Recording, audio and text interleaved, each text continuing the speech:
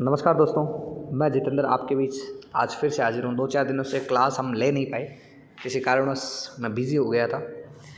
आज से वापस कंटिन्यू हम चलते हैं इस टॉपिक पर, जो टॉपिक हमारा चल रहा था। हमने कुछ महाद्वीपों को पढ़ लिया था और आज हम जिस महाद्वीप की बात कर रहे हैं वो सामने स्क्रीन पर लिख रहा होगा आपको, यूरोप के महाद्वीप, यूरोप महाद्वीप के बारे में बात करते हैं। पहले बात तो यूरोप महाद्वीप का उपनाम की बात करें तो इसे प्रायद्वीपों का प्रायद्वीप कहा जाता है। मतलब इसमें बहुत ज़्यादा प्रायद्वीप है। और प्रायद्वीप से आप वाकिफ़ हो, प्रायद्वीप क्या होता है? तो प्रायद्वीप का मतलब होता है ऐसा कोई भूखंड जो 3 ओर से पानी से घिरा हुआ, उसे प्रायद्वीप कहा जाता है। ठीक है। अच्छा, एक तरीके से दूसरा ये समृद्ध महाद्वीप है। कैसा महाद्वीप है? समृद्ध महाद्वीप, मतलब पैसे वाला महाद्वीप। ठीक है। अच्छा, उसके बाद यूरोप को एशिया से अलग करने वाली कुल स्थलाकृति है, उनके बारे में कई बार क्वेश्चन आते हैं, तो ये याद रखना। तो वो कौन कौन सी है वो ज़रूर याद रखना, जिसमें एक तो है यूराल पर्वत, एक है आपका यूराल नदी, एक है काला सागर और एक आता है भूमध्य सागर। ये प्रमुख क्षेत्र है जो क्या करती है, यूरोप को एशिया से अलग करता है, यूरोप को एशिया से अलग करता है। ठीक है।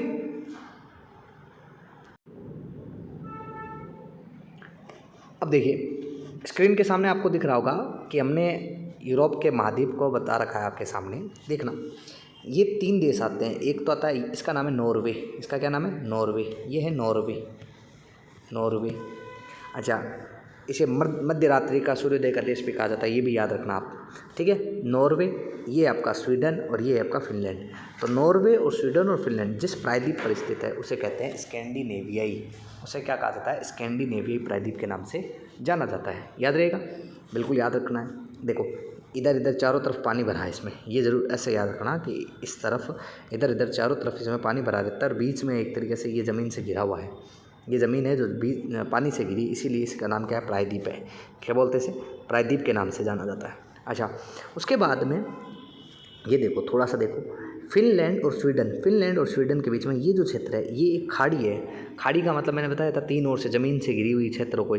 तो ये खाड़ी कौन सी है? इस खाड़ी का नाम आता है बोथनिया की खाड़ी। कौन सी खाड़ी? बोथनिया की खाड़ी कहा जाता है। अच्छा, इसके बाद में एक देखो, यहाँ भी ज़मीन है, यहाँ भी ज़मीन है, इधर इस तरफ है ना, इधर जो क्षेत्र है उसे यहाँ आ जाता है आपका एशिया आ जाता है। इधर एशिया मतलब अपने रशिया आ जाता है। तो 3 ओर से ज़मीन से ये भी घिरा हुआ है, तो इस क्षेत्र को कहते हैं फिनलैंड की खाड़ी। कौन सी खाड़ी? फिनलैंड की खाड़ी कहा जाता है। अच्छा, उसके बाद में देखो, ये जो आपको सामने दिख रहा है, ध्यान से देखना इस चीज़ को। देखो, एस्टोनिया, लाटविया और लिथुआनिया, इन तीनों से मिलकर एक शब्द बनता है जिसका नाम है बाल्टिक। जरूर याद रखना, बाल्टिक सागर। क्योंकि ये जो सागर है, इस सागर का नाम है बाल्टिक सागर। तो बाल्टिक सागर से सीमा बनाने के कारण इन सभी देशों को बाल्टिक देश के नाम से भी जाना जाता है। ठीक है। तो एस्टोनिया और लाटविया के बीच में एक खाड़ी आती है जिसको बोलते हैं रिगा की खाड़ी। कौन सी खाड़ी? रिगा की खाड़ी। याद रहेगा। ठीक है, चलो आगे देखिए, नेक्स्ट बात करते हैं। तो अब देखो, ये एक प्रायद्वीप है जिसका नाम है जूटलैंड प्रायद्वीप। कौन सा प्रायद्वीप है? जूटलैंड प्रायद्वीप। जिस पर कौन सा शहर बसा है? डेनमार्क बसा हुआ है। ये आपका आइसलैंड है। आइसलैंड की एक राजधानी है जो विश्व की सबसे उत्तरतम राजधानी के रूप में जानी जाती है। ये आपका ब्रिटेन है, ये आपका आयरलैंड है। ब्रिटेन है, आयरलैंड यहाँ है। इसको कहते हैं उत्तरी चैनल। कौन सा बोलते हैं इसे? उत्तरी सागर के नाम से भी जानते हैं। वो बात अपने करेंगे उस पर बाद में, लेकिन थोड़ा चीज़ें आप ज्योग्राफिकल रूप से इसको देख लीजिए। ठीक है। तो एस्टोनिया, लाटविया और लिथुआनिया, ये कैसे देश है? तो ये एक बाल्टिक सागर से सीमा बनाते हैं, इसीलिए इसे बाल्टिक सागर भी कहा जाता है, बाल्टिक देश भी कहा जाता है। ठीक है। अच्छा, नेक्स्ट बात करें तो देखो, इधर देखो, ये एक प्रायद्वीप है। ये कैसा? एक प्रायद्वीप है। और प्रायद्वीप है जो इस प्रायद्वीप का क्या नाम है? इसको कहते हैं आइबेरियाई प्रायद्वीप, जहाँ पर ये तो स्पेन है और ये पुर्तगाल है। तो आइबेरिया प्रायद्वीप पर पुर्तगाल और स्पेन बसा हुआ है। आइबेरिया प्रायद्वीप पर पुर्तगाल और स्पेन बसा हुआ है। याद रहेगा, पुर्तगाल और स्पेन किस प्रायद्वीप पर? आइबेरियाई प्रायद्वीप पर स्थित है। ठीक है। अच्छा, फिर देखो, आगे देखो। अच्छा, ये जो सागर है ये खाड़ी निर्माण होता है। देखो बीच में चारों तरफ तीन और खाड़ी ज़मीन का आ गया, बीच में पानी भरा है, इसलिए खाड़ी है। इस खाड़ी को कहते हैं बिस्के की खाड़ी। कौन सी? बिस्के की खाड़ी। कहाँ है? स्पेन और फ्रांस के बीच। ये फ्रांस है और ये स्पेन है, तो दोनों के बीच में बनती है, इसीलिए इसे स्पेन और फ्रांस के बीच की खाड़ी को बिस्के की खाड़ी के नाम से जाना जाता है। उसके बाद देखो ये रहा बाल्टिक देश, एस्टोनिया, लाटविया और लिथुआनिया। एस्टोनिया, लातविया, लिथुआनिया को क्या कहता है? बाल्टिक देश के नाम से जाना जाता है। बाल्टिक देश इस क्यों कहा जाता है? क्योंकि ये तीनों ओर से बाल्टिक सागर से घिरे होने के कारण इसे क्या बोलते हैं? बाल्टिक सागर बोला जाता है। ठीक है, थोड़ा सा एक बार रिवाइज कर लेते हैं। देखिए ये क्या था, आपको मैंने बताया कि ये नॉर्वे है, ये स्वीडन है और ये फिनलैंड है। तीनों मिलकर जहाँ पर बसे हुए हैं उस प्रायद्वीप का क्या नाम है? स्कैंडिनेवियाई प्रायद्वीप। ठीक है, फिनलैंड और स्वीडन के बीच में जो खाड़ी है उसको क्या नाम है? बोथनिया की खाड़ी। अच्छा, उसके बाद में आपके एस्टोनिया और इधर फिनलैंड है, इस और इधर आपका इस तरफ ये एरिया किसका है? ये आपका रशिया का क्षेत्र है। तो इस क्षेत्र के बीच की खाड़ी को क्या बोलते हैं? ये जो खाड़ी है बीच में, इस खाड़ी को कहते हैं फिनलैंड की खाड़ी। एस्टोनिया और लाटविया, लाटविया और एस्टोनिया, इन दोनों के बीच में एक खाड़ी बनती है, इसको कहते हैं रिगा की खाड़ी। कौन सी खाड़ी? रिगा खाड़ी। ये आप जानते हो आइसलैंड है, ये आपका ब्रिटेन है, ये आयरलैंड है। ठीक है, एक यहाँ एक प्रायद्वीप है जिसे जटलैंड या जूटलैंड के नाम से भी जानते हैं। ये एक याद रखना, जटलैंड या जूटलैंड के नाम से भी जानते हैं। कौन सा देश बसा है? डेनमार्क शहर बसा हुआ है। ठीक है, उसके बाद में स्पेन और पुर्तगाल जिस प्रायद्वीप पर बसे हैं उसे बोलते हैं आइबेरिया प्रायद्वीप। कौन सा प्रायद्वीप? आइबेरिया प्रायद्वीप। अच्छा, ये फ्रांस है और ये स्पेन है, इन दोनों के बीच में खाड़ी का निर्माण होता है। ये एक खाड़ी बनती है, इस खाड़ी का क्या बोलते हैं? इस खाड़ी को बोलते हैं बिस्के की खाड़ी। कौन सी खाड़ी? बिस्के की खाड़ी। बाल्टिक देश कौन कौन से हैं? एस्टोनिया, लाटविया और लिथुआनिया। एस्टोनिया, लिथुआनिया, ये सारे मिलकर क्या बनाते हैं? बाल्टिक देश बनते हैं। बाल्टिक देश क्यों कहा जाता है? क्योंकि ये बाल्टिक सागर से सीमा बनाते हैं, इसलिए बाल्टिक देश कहलाते हैं। सिंपल। नेक्स्ट देखो, अब बात करते हैं अपने यूरोप के प्रमुख जल संधियों के बारे में बात करते हैं। कौन कौन सी जल संधियाँ हैं यूरोप की? तो देखिए सबसे पहले इधर देखो, आराम से देखो, एक आइसलैंड है, ये मैंने बताया था आपको, आइसलैंड है, इसकी एक राजधानी है जिसको बोलते हैं रिक्वेजिक। क्या बोलते हैं? रिक्वेजिक। ये रिक्वेजिक की बात करें तो ये आपकी विश्व की सबसे उत्तरतम राजधानी कौन सी है? रिक्वेजिक। याद रहेगा, विश्व की सबसे उत्तरतम राजधानी कौन सी है? रिक्वेजिक है। ठीक है, विश्व की सबसे उत्तरतम राजधानी रिक्वेजिक है। ठीक है, अच्छा नेक्स्ट देखो, इधर देखो आप, यहाँ देखिए एक नहर है, ये देखिए ये एक नहर है जो आपको बाल्टिक सागर को उत्तरी सागर से जोड़ता है। इस नहर को क्या बोलते हैं? इसे कील नहर के नाम से जानते हैं। क्या नाम बोलते हैं? कील नहर के नाम से। ये उत्तरी सागर है, ये बाल्टिक सागर है। उत्तरी सागर को बाल्टिक सागर से जोड़ने वाली नहर है, उसका नाम है कील नहर, जो जर्मनी से होकर निकलती है। किससे निकलती है? जर्मनी से होकर निकलती है। ये वो 3 देश है बाल्टिक देश, आपको याद होगा। अच्छा, ब्रिटेन और आयरलैंड को अलग करने वाली जो जल संधि है उसे बोलते हैं उत्तरी चैनल। क्या नाम आती है? उत्तरी चैनल। ठीक है, अच्छा उसके बाद में आगे देखें तो आपको मैंने बताया था यहाँ पर है आपका कौन सा सागर? ब्रिस्के की खाड़ी। अच्छा, ब्रिस्के की खाड़ी को उत्तरी सागर अगर इधर जाना है आपको तो जो जल संधि है बीच में, जो जल संधि आती है बीच में, उसे कहते हैं डोबर जल संधि। कौन सी? डोबर जल संधि, याद रहेगा। आगे देखो, आगे बात करते हैं। नेक्स्ट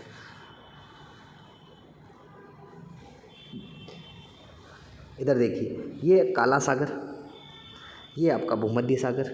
ठीक है, काला सागर, भूमध्य सागर, बीच में जो क्षेत्र है उसे बोलते हैं मरमरा सागर। ठीक है, मारमारा सागर के नाम से जाना जाता है। ठीक है, अच्छा क्या है तो देखिए कई बार क्वेश्चन आता है बोस्फोरस जल संधि क्या है? तो याद रखना, काला सागर से मारमरा सागर के बीच में पड़ता है। एक तरीके से काला सागर से मारमरा सागर के बीच में, ये एक तरीके से इसे एशिया का प्रवेश द्वार कहा जाता है। क्या कहा जाता है? एशिया का प्रवेश द्वार। ये एशिया और यूरोप दोनों में स्थित है। तुर्की एक ऐसा देश है जो एशिया, देखो इतना एरिया तो आता है आपका किसमें? इतना एरिया तो आता है यूरोप में, और ये बाकी जो क्षेत्र है इसे बोलते हैं एशिया में। इसीलिए तुर्की को क्या कहा जाता है? तुर्की को एक लाइन है, इसे यूरोप का मरीज़ के नाम से भी जाना जाता है। यूरोप के मरीज़ के नाम से भी जाना जाता है। ठीक है, क्योंकि ना तो इस पर एशिया ध्यान दे रहा है, इस क्षेत्र पर ना तो एशिया ध्यान दे रहा है और ना ही यूरोप ध्यान दे रहा है, इसीलिए इसको यूरोप का मरीज़ के नाम से भी जाना जाता है। ठीक है, डन। थोड़ा वापस देख लीजिए। प्रमुख जल संधियों की बात करें तो एक पहली देखिए, एक आइसलैंड की राजधानी है जिसका नाम है रिक्वेजिक, जो विश्व की सबसे उत्तरतम राजधानी है। एक कील नहर आती है जो जर्मनी में स्थित है, जो कि उत्तरी सागर को बाल्टिक सागर से जोड़ती है, ठीक है। अच्छा, उसके बाद आयरलैंड को ब्रिटेन से अलग करने वाली जल संधि, उसका नाम है उत्तरी चैनल। अगर आपको ब्रिस्के की खाड़ी से उत्तरी सागर में जाना है तो जिस जल संधि से जाओगे उसे डोबर जल संधि कहते हैं। अच्छा, इधर है काला सागर, मारमारा सागर, भूमध्य सागर। काला सागर को मारमारा सागर के मध्य आपका बॉस्फोरस जल संधि है और एशिया का प्रवेश द्वार भी कहते हैं। तुर्की को आ जाता है जो एशिया यूरोप दोनों में स्थित है, एशिया और यूरोप में दोनों, ठीक है। देखो इधर देखो, यूरोप की प्रमुख पर्वतमालाओं की बात करें तो यूरोप की प्रमुख पर्वतमालाओं में एक है पिनेरिज पर्वतमाला, जो स्पेन को फ्रांस से जोड़ती है। स्पेन को फ्रांस से पिनेरिज, स्पेन को फ्रांस से पिनेरिज, स्पेन को फ्रांस से पिनेरिज, ठीक है। इसको आपको अच्छे से रटना होगा, रटना ही पड़ेगा बच्चों, क्या कर सकते हैं। ओलंपस पर्वतमाला इटली को फ्रांस से जोड़ती है। इटली को फ्रांस से कौन से जोड़ती है? ओलंपस पर्वतमाला। इसकी सबसे चोटी है माउंट ब्लॉन्क, ठीक है। अच्छा, एक जुरा पर्वतमाला है जो स्विट्जरलैंड को फ्रांस से जोड़ती है। स्विट्जरलैंड को फ्रांस से कौन से जोड़ती है? जुरा पर्वतमाला। स्विट्जरलैंड को फ्रांस से कौन जोड़ती है? जुरा पर्वतमाला जोड़ती है, ठीक है। जुरा पर्वतमाला स्विट्जरलैंड को फ्रांस से जोड़ती है, याद रहेगा, बिल्कुल याद रखना बच्चों। अच्छा, नेक्स्ट बात करें, नेक्स्ट कौन सी है? वोस्टस पर्वतमाला, जो जर्मनी को फ्रांस से जोड़ती है। जर्मनी को फ्रांस से कौन जोड़ती है? वोस्टस पर्वत श्रृंखला। एक है ब्लैक फॉरेस्ट। ब्लैक फॉरेस्ट की बात करें तो ब्लैक फॉरेस्ट एक जर्मनी की प्रमुख पर्वत श्रृंखला है, जो एक ब्लॉक पर्वत श्रृंखला है। यहीं से एक नदी निकलती है जिसका नाम है डेन्यूब नदी। कौन सी नदी? डेन्यूब नदी का उद्गम यहीं से होता है। अच्छा, याद रखना, पिनेरिज स्पेन और फ्रांस के बीच, पिनेरिज Spain France. Olympus Italy France, Olympus Italy France. Jura Switzerland France, Jura Switzerland France. वोस्टस Germany France, वोस्टस Germany France. Black forest Germany की पर्वत श्रृंखला, ब्लॉक पर्वत श्रृंखला, डेन्यूब नदी का उद्गम यहीं से होता है। अगली देखिए कौन सी पर्वतमाला है, तो वो है आपकी यूराल पर्वतमाला। कौन सी पर्वतमाला? यूराल पर्वत। ये यूरोप की सबसे लंबी पर्वत श्रृंखला है। यू से यूराल, यू से यूरोप, यू से यूराल, यू से यूरोप। ये एशिया को अफ्रीका यूरोप से अलग करती है, एशिया से यूरोप को अलग करती है। सबसे ऊंची चोटी है वो है नोरा नरोदनाया, नोरा नरोदनाया। याद रखना, नोरा फतेही नहीं है, नोरा नरोदनाया है, ठीक है। अच्छा, इसी से यूराल नदी निकलती है, इसी से यूराल नदी निकलती है। एक है कॉकसस पर्वतमाला, जो यूरोप की सबसे ऊंची पर्वत श्रृंखला है। सबसे ऊंची चोटी है इसकी माउंट एल्ब्रूज। ये यूरोप की सबसे ऊंची चोटी, माउंट एल्ब्रूज यूरोप की सबसे ऊंची चोटी है। माउंट एल्ब्रूज यूरोप की सबसे ऊंची चोटी है, ठीक है। ये ज़रूर याद रखना आप, ठीक है। अब बात करते हैं प्रमुख नदियों के बारे में, बात करते हैं कौन कौन सी प्रमुख नदियाँ हैं। देखिए, एक है यूराल नदी, जो यूरोप तथा एशिया की सीमा पर स्थित है। यूरोप तथा एशिया की सीमा पर स्थित है। यहीं से एक नदी निकलती है जिसका नाम है यूराल नदी। कौन सी नदी है? यूराल नदी। एक है वोल्गा नदी, जो यूरोप की सबसे लंबी नदी है। वोल्गा यूरोप की सबसे लंबी नदी है। वाल्दाई पहाड़ियों का उद्गम होता है और समापन होता है इसका कैस्पियन सागर में। समापन कहाँ होता है? कैस्पियन सागर में इसका समापन होता है, ठीक है। एक है राइन नदी। ये नदियाँ ज़रूर याद रखना, क्वेश्चन बहुत आते हैं ये नदियों से। यूराल आपको पता है यूरोप से निकलती है, यूरोप एशिया की सीमा बनाती है। वोल्गा यूरोप की सबसे लंबी नदी, वोल्गा यूरोप की सबसे लंबी नदी है। वाल्दाई की पहाड़ियों से निकलती है, समापन होता है कैस्पियन सागर में। कहाँ होता है? कैस्पियन सागर में। अगली नदी कौन सी है? राइन नदी, जो जर्मनी की महत्वपूर्ण नदी है। इसका उद्गम ओलंपस पर्वत श्रृंखला से होता है, ओलंपस पर्वत श्रृंखला से, और ये समापन होता है नीदरलैंड के पास उत्तरी सागर में इसका समापन हो जाता है, ठीक है। राइन नदी का समापन हो जाता है, याद रखना अच्छे से, ठीक है। इस जर्मनी में ये जब नदी चलती है तो इसके आसपास में कोयला बहुत निकलता है, जिसको रूर क्षेत्र बोलते हैं। जर्मनी का रूर क्षेत्र के नाम से भी जाना जाता है, ठीक है, याद रहेगा। आगे देखिए, नेक्स्ट देखो, नेक्स्ट क्या है? राइन नदी की बात करें। राइन नदी एक कोल रिवर है, मतलब कोयला निकलता है। सामने लिखा है जर्मनी का रूर क्षेत्र, इसे जर्मनी का रूर क्षेत्र के नाम से भी जानते हैं। जर्मनी का रूर प्रदेश, जर्मनी का रूर प्रदेश, इसे बिटुमिनस कोयले का भंडार मिलता है। कोयला कितने प्रकार का होता है? तो कोयला 4 प्रकार का होता है, याद रखना। कोयला 4 प्रकार का होता है। एक होता है एंथ्रेसाइट, एक होता है आपका बिटुमिनस, एक होता है लिग्नाइट और एक होता है पीट। ज़रूर याद रखना आप, ठीक है। ये क्वेश्चन भी कई बार आते हैं तो इसको भी याद रखना। एक है रोटरडम बंदरगाह है, जो आपके लिए इंपॉर्टेंट है, जो यूरोप का सबसे व्यस्ततम बंदरगाह के रूप में जाना जाता है। यूरोप का सबसे व्यस्ततम बंदरगाह कौन सा है? तो रोटरडम बंदरगाह। रोटरडम बंदरगाह सबसे व्यस्ततम कहाँ है? नीदरलैंड में। कहाँ है? नीदरलैंड में स्थित है। अच्छा, एक है राइन नदी, जो यूरोप की सबसे व्यस्ततम आंतरिक जलमार्ग वाली नदी है। यूरोप की सबसे व्यस्ततम आंतरिक जलमार्ग वाली नदी है। ठीक है। अच्छा, उसके बाद बात करें जर्मनी में स्थित बर्लिन, जो स्प्री नदी के स्प्री नदी के किनारे है, जो राइन की सहायक नदी है, राइन की सहायक है, याद रखना, स्प्री नदी, ठीक है। जर्मनी की राजधानी कौन सी है? बर्लिन किसके किनारे है? स्प्री नदी के किनारे, बर्लिन स्प्री नदी के किनारे। अच्छा, उसके बाद अगली बात करें डेन्यूब नदी, कौन सी नदी है? डेन्यूब के बारे में बात करें तो डेन्यूब यूरोप के 5 देशों की राजधानी है, 5 देशों की राजधानी से निकलती है। कौन कौन सी? यूगोस्लोवाकिया, बेलग्रेड, ये जरूर क्वेश्चन बहुत आते हैं एग्ज़ाम में, ऐसे क्वेश्चन बहुत आते हैं कि बताइए ये कहाँ है, या डेन्यूब नदी के किनारे कौन कौन सा है। देखो, डेन्यूब के किनारे 5 देश आते हैं, अब उसकी राजधानी कौन सी है ये ज़रूर याद रखना। देखो, यू का मतलब क्या होता है? यू का मतलब तुम, मैं आपके लिए बोल रहा हूँ, आपको, मतलब आपको क्या करना है, आपकी हमेशा ग्रेड अच्छी रखनी है, तो यू से बेलग्रेड, यू को ग्रेड अच्छी रखनी है, बेलग्रेड। स्लोवाकिया, देखो स्लोवाकिया, यहाँ भी स्लो, यहाँ भी स्ला, ठीक है। तो स्लोवाकिया की बाटिस्लावा, ठीक है। रोमानिया बुचारेस्ट, ये आप याद रखो। हंगरी मतलब भूखा होना, और बुड्ढा है वो हंगरी है और साथ में पेस्ट भी कर रहा है, ठीक है। बुड्ढा है, हंगरी है, पेस्ट भी कर रहा है, तो हंगरी की बुडापेस्ट। ऑस्ट्रिया की राजधानी है वियना, ठीक है। डेन्यूब नदी का उद्गम होता है ब्लैक फॉरेस्ट से, पर्वत श्रृंखला जर्मनी से होती है, ब्लैक फॉरेस्ट पर्वत श्रृंखला से होता है, ठीक है। अच्छा, नेक्स्ट बात करते हैं IAEA, देखो वियना में IAEA का मुख्यालय स्थित है, मतलब इंटरनेशनल एटॉमिक एनर्जी एजेंसी, अंतर्राष्ट्रीय परमाणु ऊर्जा केंद्र, ठीक है। अच्छा, और भी देश है तो याद रखना, पेरिस शहर किस नदी के किनारे है? सीन नदी के किनारे। रोम किसके किनारे? रोम है टाइबर के किनारे। रोम है टाइबर के किनारे। इटली किसके किनारे है? तो इटली है पो के किनारे, ठीक है। इटली की गंगा के नाम से भी जाना जाता है, याद रखना, इस इटली की गंगा के नाम से भी जाना जाता है।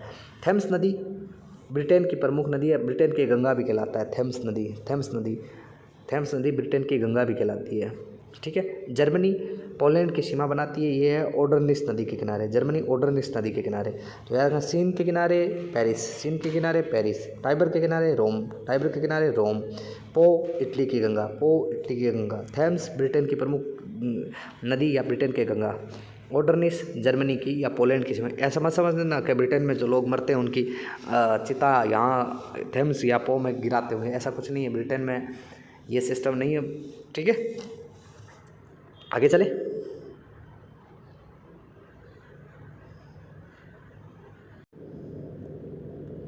अब देखिए प्रमुख घास के मैदानों की बात करें, ये आपको यूरोप सीधा 1 लाइनर क्वेश्चंस में बहुत पूछा जाता है, तो आपको 1 लाइनर क्वेश्चंस में रेडी रहना होगा यूरोप के लिए। स्टेपिज घास के मैदान आते हैं, जो कि शीतोष्ण घास के मैदान है। कैसे मैदान है? शीतोष्ण घास के मैदान है, ये ज़रूर याद रखना, शीतोष्ण घास के मैदान आते हैं स्टेपिज। पुष्टाज घास के मैदान, हंगरी में जो शीतोष्ण घास के मैदान होते हैं उन्हें पुष्टाज कहा जाता है। सेंट्रल मैसिफ घास के मैदान कहाँ है? फ्रांस में आते हैं, जो लो एस के रूप में जाना जाता है, ठीक है। लो एस के रूप में जाना जाता है, लोरेन एक क्षेत्र आता है, ठीक है। अच्छा, उसके बाद बात करें यूरोप के प्रमुख देशों के उपनाम की बात करें, तो मध्य रात्रि का सूर्योदय का देश किसे कहते हैं? ये कहा जाता है आपको, जिसको नॉर्वे को। अच्छा, झीलों का देश किसे कहते हैं? झीलों का देश कहा जाता है फिनलैंड को, फिनलैंड को कहा जाता है। झीलों का देश किसको कहते हैं? फिनलैंड को। विश्व की दुग्ध नगरी डेनमार्क को कहा जाता है। किसानों का देश या मिनी यूरोप फ्रांस को कहा जाता है, फ्रांस को कहते हैं, याद रखना, किसानों का देश किसे कहते हैं? फ्रांस को कहा जाता है। नेक्स्ट बात करें, यूरोप के खेल का मैदान किसे कहते हैं? स्विट्जरलैंड को। यूरोप का खेल का मैदान स्विट्जरलैंड को कहते हैं। पोप का शहर वेटिकन सिटी, इटली में। वेटिकन सिटी यूरोप का पार्ट है, इटली में ही मध्य में स्थित है इसलिए। अच्छा, यूरोप का बीमार आदमी तुर्की को कहा जाता है, ये ज़रूर याद रखना। अच्छा, विश्व की शराब नगरी याद रखना, स्कॉटलैंड को विश्व की शराब नगरी के रूप में जाना जाता है। सूती वस्त्र नगरी मैनचेस्टर ब्रिटेन को कहा जाता है।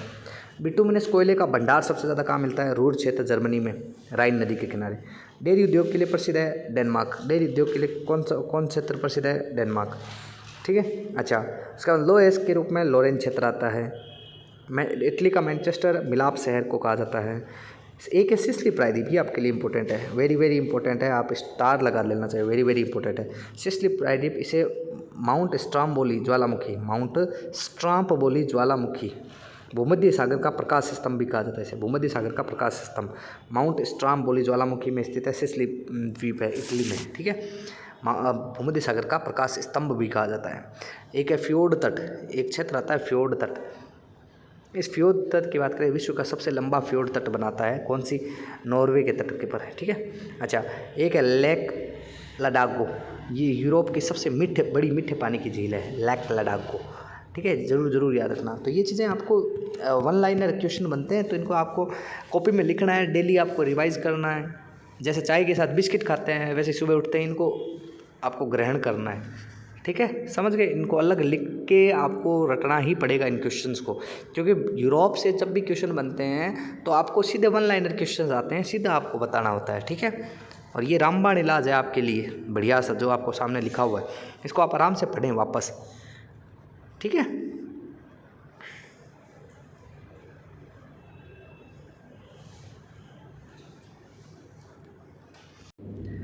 ठीक है दोस्तों, आज हमने वन शॉट में यूरोप को कंप्लीट कर लिया। यूरोप में 2 लाइनें और है, वो आपको कल जब अपने एशिया पढ़ेंगे उसमें ही ख़त्म कर देंगे। कि एक तो एस्किमो होते हैं, जो बर्फ़ में रहने वाले लोग होते हैं, उनको कहते हैं, उनका जो घर बना होता है जैसे इग्लू कहा जाता है। ये बस एक लाइन है, वो अपने एशिया में जब पढ़ेंगे तब कंप्लीट कर देंगे। आज हमने वन शॉट यूरोप को कंप्लीट कर लिया। यूरोप से क्वेश्चन जितने भी आ सकते हैं आपके एग्ज़ाम के पॉइंट ऑफ व्यू से, वो सारे मैंने आपके सामने रख दिए हैं। इनको 2-3 बार आप लिख के, जैसे मैंने अभी बताया चाय के साथ जैसे बिस्किट खाते हैं, वैसे ही आपको सुबह यही लेना पड़ेगा। डोज है एक तरीके का, इसको आप पढ़ें, आराम से पढ़ें, बेफिक्र रहें, इससे बाहर आपका एक भी क्वेश्चन नहीं जाएगा। आराम से पढ़ें, जितना अच्छे से हो सके पढ़ें। बाकी जो भी, अगर आपका कोई भी सवाल है, कैसा भी सवाल है, आप मुझे मैसेज करें, हम आपके हर सवाल का जवाब देंगे। बाकी कैसा भी सवाल हो जाए, ठीक है।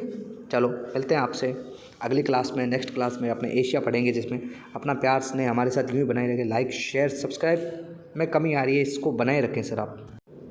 बाकी ठीक है दोस्तों, जय हिंद, जय श्री राम।